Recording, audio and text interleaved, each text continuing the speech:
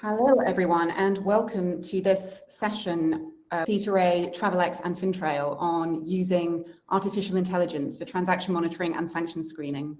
My name is Maya Brain. I'm a managing director at FINTRAIL, and we're a global financial crime consultancy that works predominantly with FinTechs and digital banking products to design and implement cutting-edge, tech-enabled financial crime programs. And I'm delighted to be chairing this discussion today with ThetaRay and Travelex, and hearing from Travelex on their experiences using ThetaRay's AI product to redefine and enhance their financial crime controls in the areas of transaction monitoring and sanction screening. So let me hand over to our panelists to introduce themselves further. Celia, would you like to go first? Yes. First of all, thanks for this opportunity, for the invitation to be part of this. I am Célia Pizzi, Chief Compliance Officer from Travelex Bank in Brazil. I've been working in the compliance and the AML market for more than 30 years, and have always been in the financial market for national and international banks and different kinds of financial services.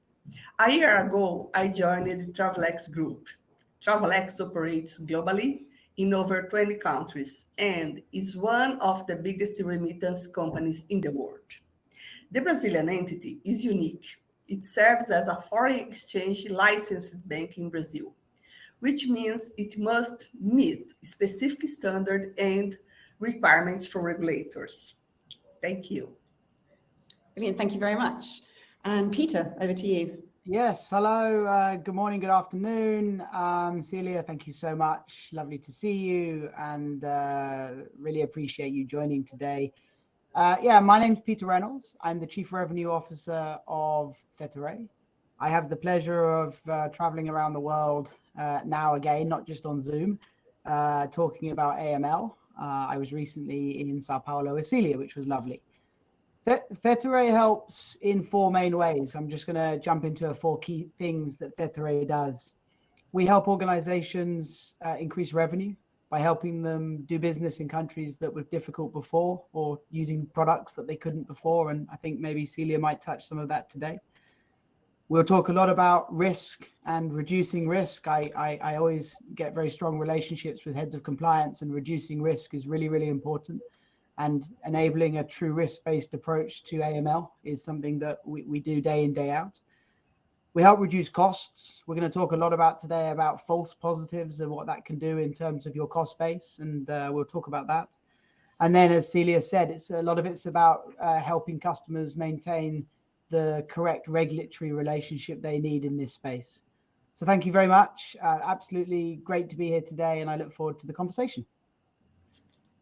Brilliant. Great. Both, thank you very much.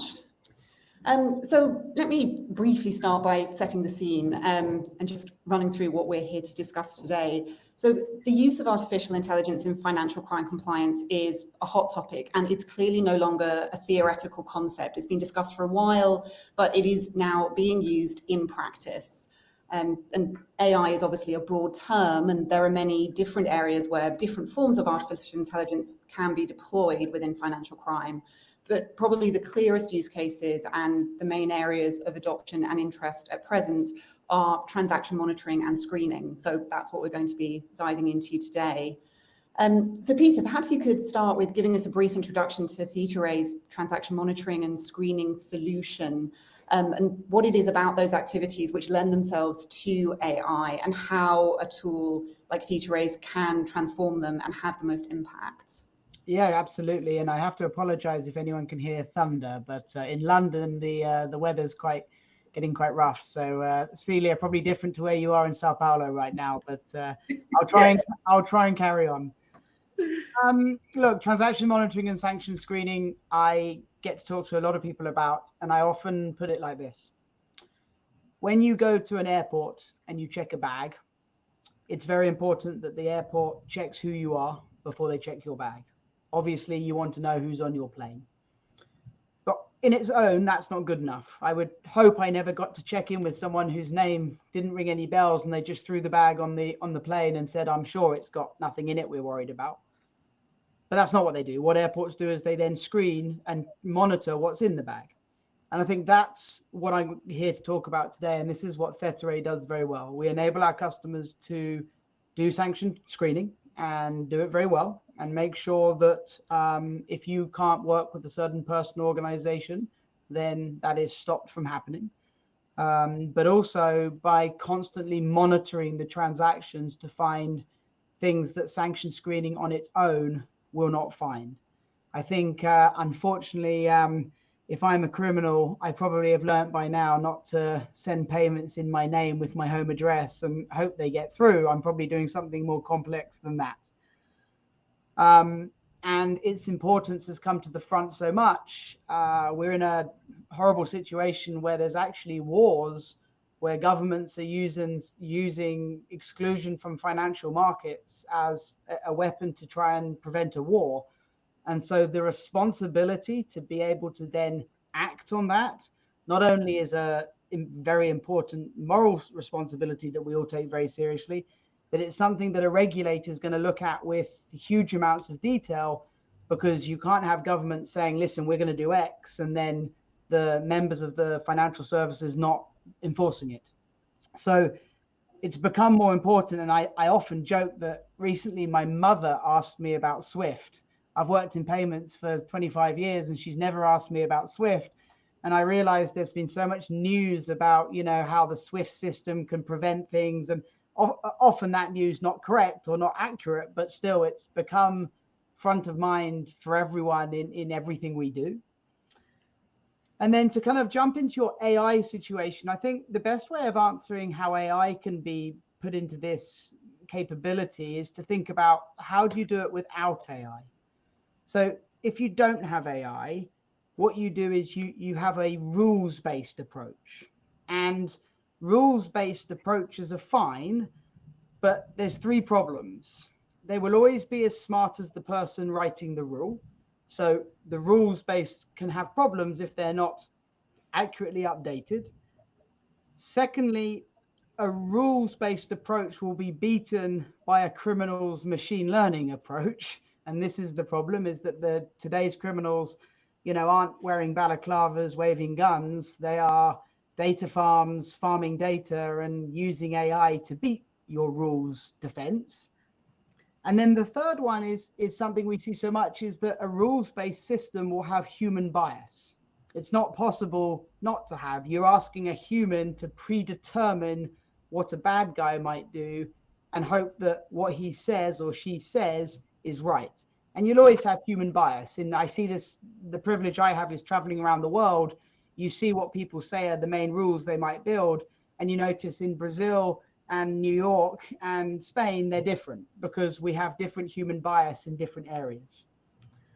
So really, when you use AI and data, what you find is it's kind of an unfair fight.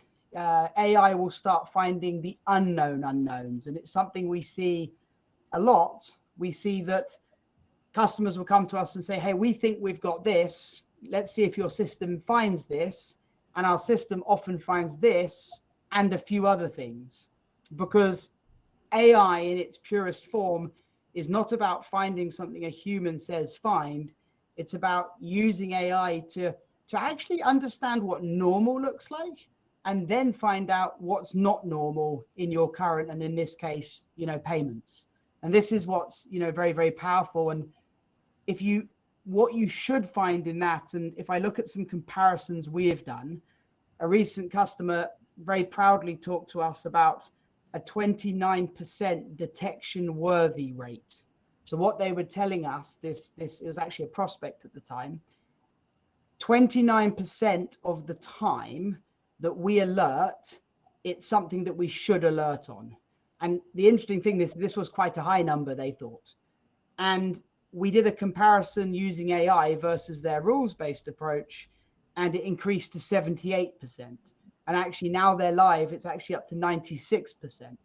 So by taking AI versus rules-based tech, you will make sure that when you are alerting, you're alerting on things that the bank or the fintech or whoever that you're doing it or they're doing it with is actually a detection-worthy result. And added to that, you reduce the number of alerts. So we see in our customers sometimes reducing 90% of alerts. So we reduce the amount, but increase the detection worthiness. And this is fundamental. And this is why AI in this fight is so important. And if you also think about my last kind of point on this, I get to see how people are using other bits of technology before we get involved. And often, and please, this is nothing to do with Travelex, this is experiences around the world, we see that they might be trying to say use a fraud system, which is a kind of point in time system. When you're trying to fight fraud, you're often saying, is this Peter that's making the transaction, yes or no, let him or don't. When it comes to transaction monitoring and using AI, the whole point is that you need to be looking at flows of funds, timing of funds, repeating funds. And this is what, if you have a rules-based or kind of like a point-in-time approach to fighting financial crime, you'll always come unstuck. Maybe that's quite a long-winded answer to what you asked, but that's kind of what pops into mind. I think, and those are all hugely valuable points. And I think the point about reducing the number of false positives, essentially, you reduce the overall number of alerts, but make sure that, you know, in that case, 96% of them are actually alerts you want to look at. It also highlights something else which is interesting. It's the idea that AI isn't replacing your human analysts. You still need them to review those alerts. You're just making sure that everything, or a much greater proportion of what your human analysts are doing, is actually worthwhile. What it's getting rid of is all of the meaningless, you know, the false positives that someone looks at, dismisses, moves on, and which is essentially a waste of time. You still need people to review this, but they are reviewing meaningful outputs. And yeah, which has a huge impact both on efficiency and also morale and engagement with the work you're doing. So it's really clear how it can have such a positive impact. On the counter side, I think one of the reasons we've seen talking to clients that they can sometimes be reluctant or not sure about adopting AI is that it can seem very intimidating, right? So financial crime professionals are rarely AI or data specialists. They only come from other paths. And so they may struggle with the technological concepts or understanding how AI really works. And whilst even those who are really excited about it and would like to learn more, they're also hugely busy people who can't necessarily devote that much time to learning and assimilating this very new and complex topic. So how can we get around that issue, and how can you get from the point of, you know, AI experts designing these tools in an academic setting or a more theoretical setting to putting them to use in real financial institutions and having them used by practitioners? Like, is the lack of specialist knowledge within financial institutions a real barrier, or are there ways to design tools such that they are easily used by people without that expertise? Yeah, great question. And look, you get different types of customers around the world, but I think you've said something so important, and I'm sure, having met Celia and her team, a lot of it's about, at the top level, it's about staff engagement. If I'm a financial crime analyst and I'm spending 70% of my day chasing things that aren't bad things, that's not good. That's not what I want to do. I want to be chasing bad guys and finding crime. And I think your point about having the right tools to make sure that your team are being used in the right way is really, really important. My next point, and this comes from a customer. I didn't come up with this phrase. I liked it, so I use it a lot. Someone talked to me about why they like ThetaRay, and they talked about the combination of AI and human intelligence. So artificial intelligence, human intelligence from our team.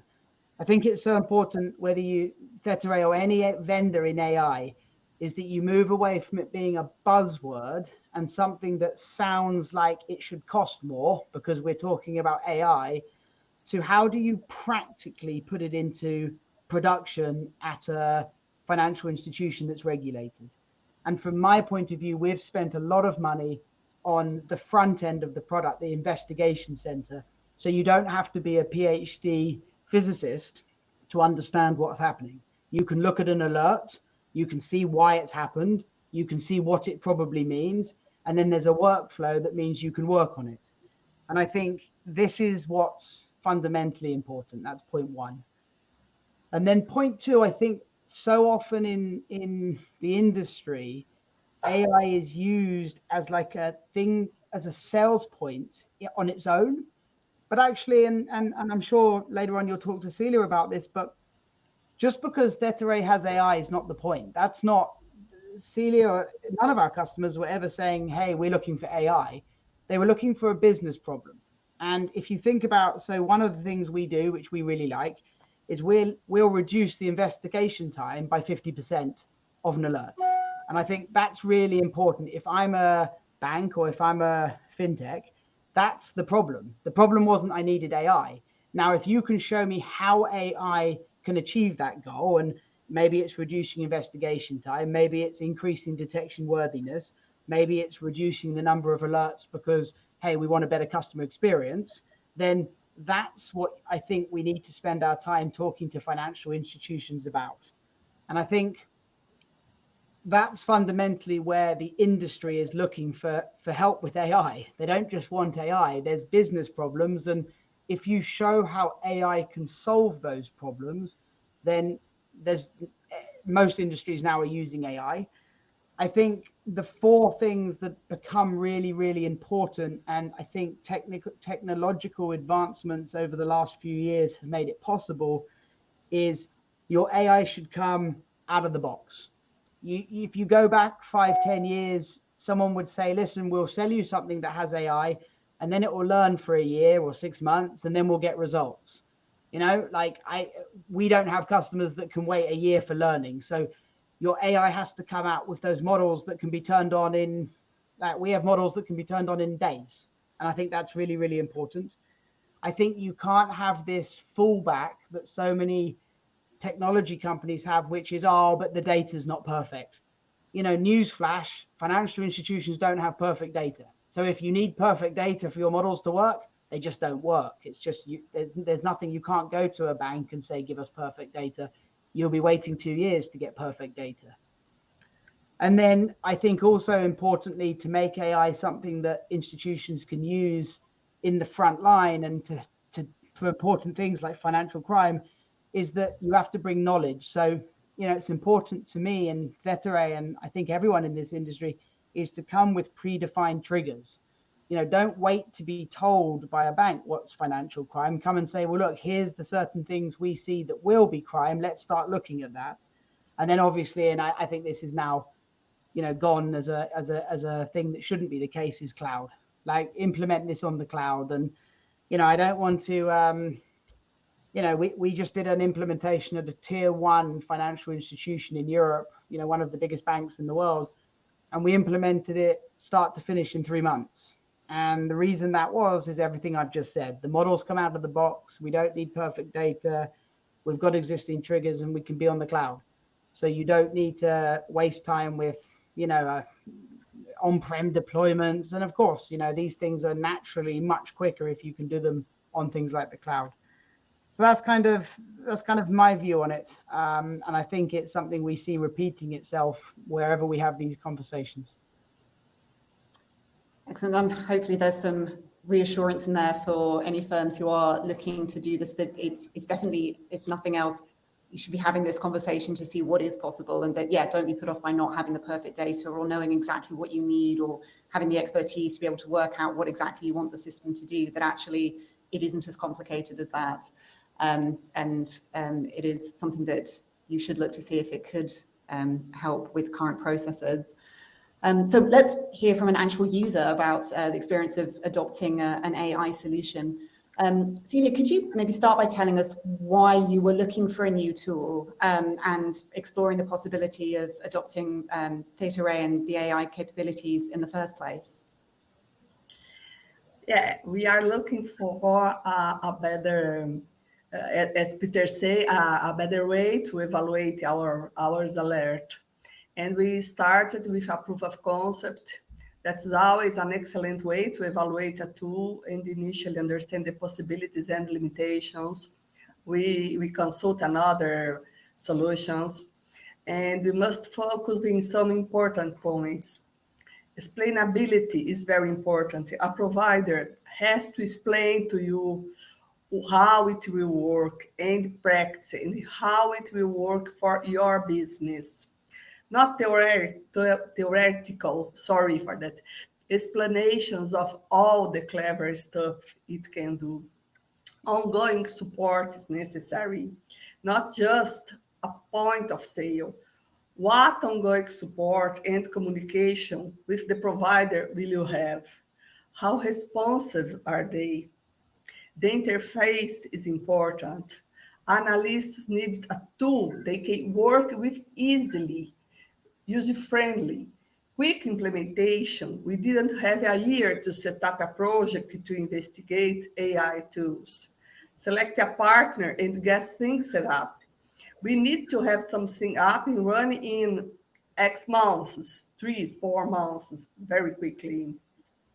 And that's all in my case.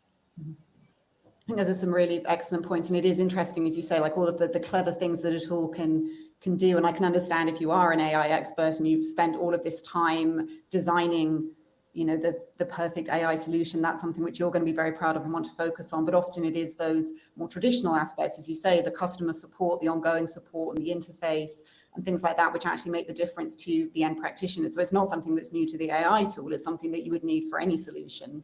And as Peter said before, it's, you know, you don't start by looking for an AI tool, you start by looking for a tool that will offer you all of that and then reduce your false positives alert, reduce the time spent on investigations, etc. And if AI is the best way to do that, then that's great.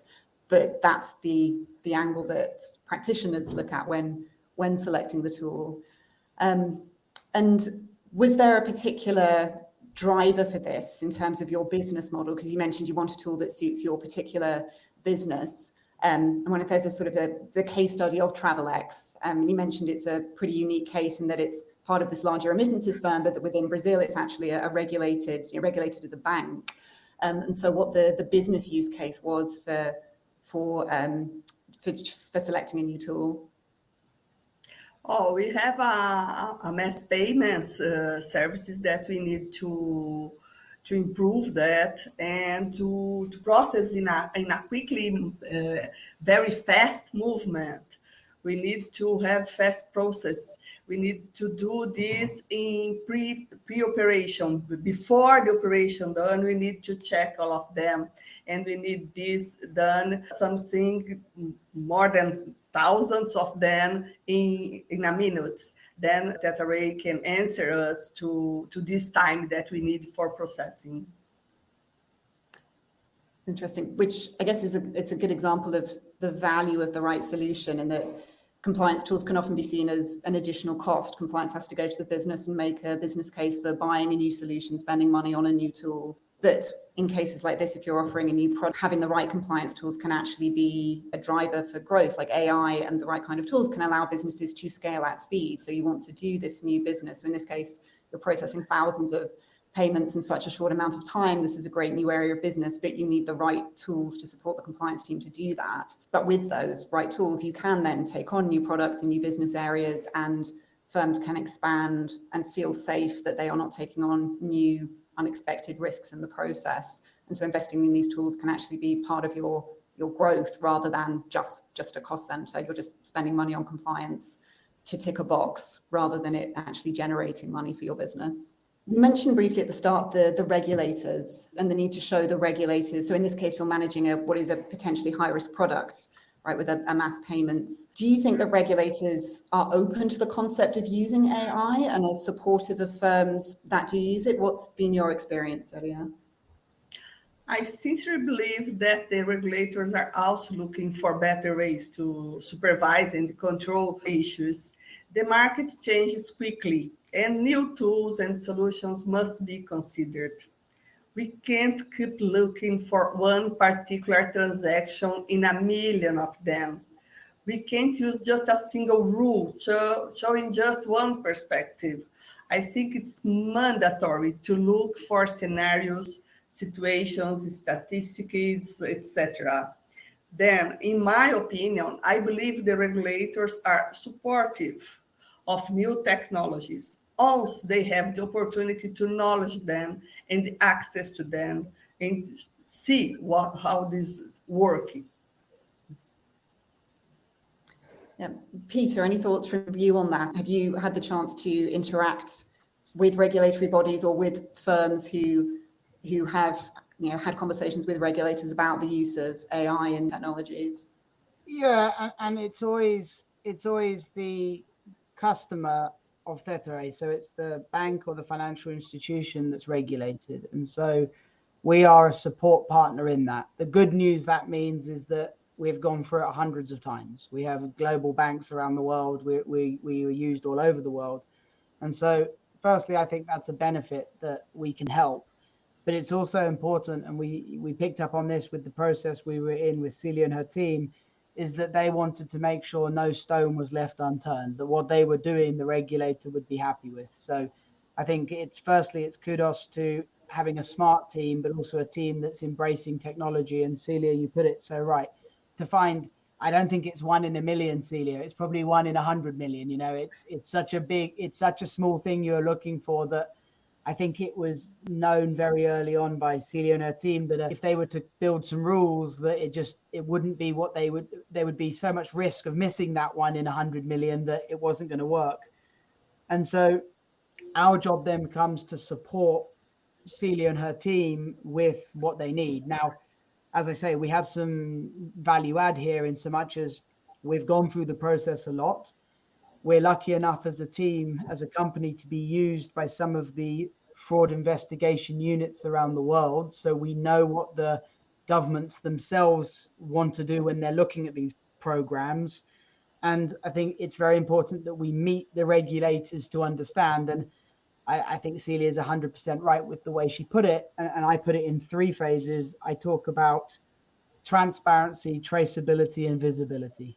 So the days of having some crazy model say this is what you need to do aren't going to work. You need to be very transparent in why something's alerted or not. Then you need the traceability to follow that through down to the actual reason and to be able to very easily say to a regulator, this is why we didn't pick that up. This is why we did pick this up. And then the visibility to make sure it's a very transparent process that anyone from anywhere can see. So I think it's always going to be taking a regulator on a journey. I do agree with Celia's point that this isn't new to regulators. If anything, regulators are themselves pushing, you must use more technology. You really must take a very proactive approach. You can't, I don't want to get on a soapbox, but if you think about a rules-based approach to sanction screening or to transaction monitoring, let's say people started using that in the 70s, maybe 60s. I don't think if you take something that's been around since the 70s and adapted it a bit, I don't think you would realistically think that the modern, money laundering firm is not going to be able to outdo what you were using for the last 40 years. So I think the need and the ability to use AI in this crucial fight, I don't think we need to argue that that's something that you should be doing. I think it's more when and how people are going to do it. That would be my take on the market as we see it today.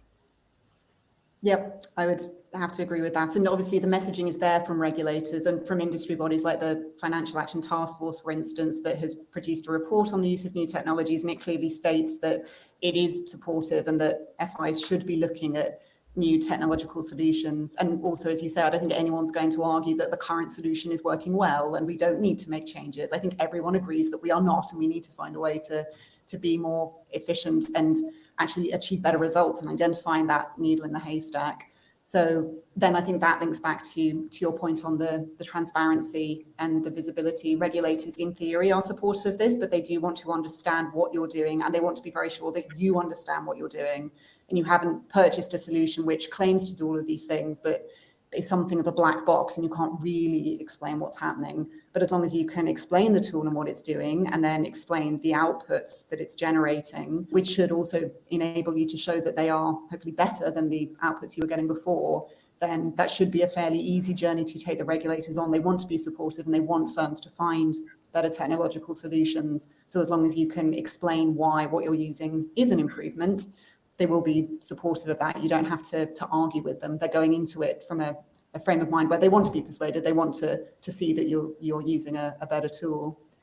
Yeah, and it was, I think, sorry, just to add to that, also, I think there's safety in numbers. I know my friends at Travelex did a lot of, knowing who else uses us. I think it's one thing you need to show the regulator your plan, but also, the fact that, these load of banks and these load of fintechs also use it, and this is where they've used it. I think that becomes quite important in obviously a conservative industry as the regulator. The regulator is not looking for you to come with some fancy thing that no one else has ever tried. They're probably going to raise their eyebrows and say, what? Well, hang on.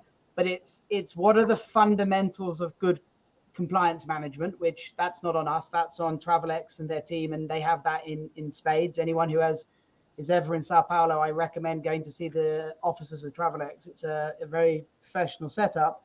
And then it's taking what is, I think, very good modern technology, and Israeli technology is well known for being very state of the art, and combining that, going back to my point originally about artificial intelligence backed up by human intelligence, is going to be a big tick to a regulator, a big tick to everyone apart from the financial criminals, we hope, who don't get to exploit systems or loopholes.